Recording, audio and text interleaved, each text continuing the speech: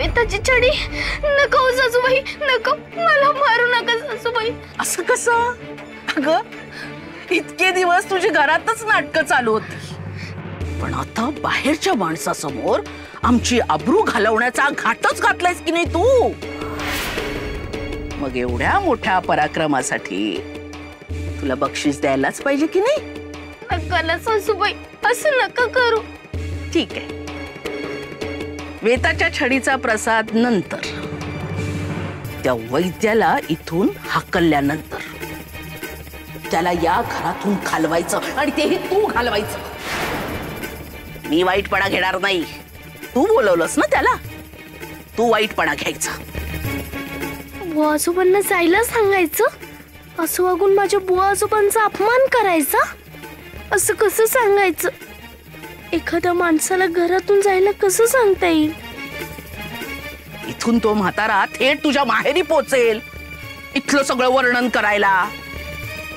त्यांनी हेच सांगायला हवं की तू इथे सुखी आहेस, सुखात आहेस. त्यासाठी काय सांगायचं आणि काय नाही सांगायचं हे तुझं तूच ठरव.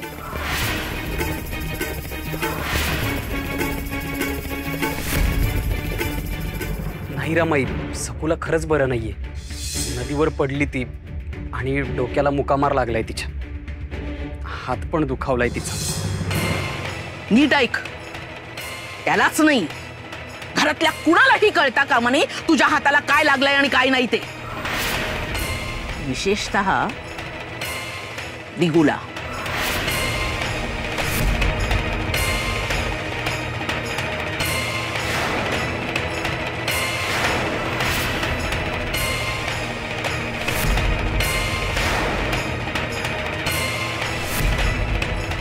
तू सुखीच आहेस असंच वाटलं पाहिजे.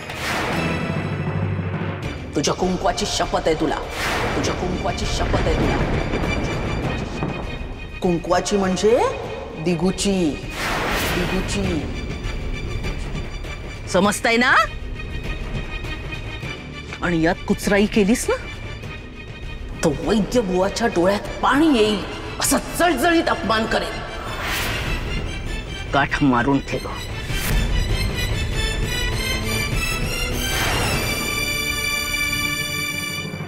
आजोबांचा अपमान करण्यासाठी आहोंची शपथ.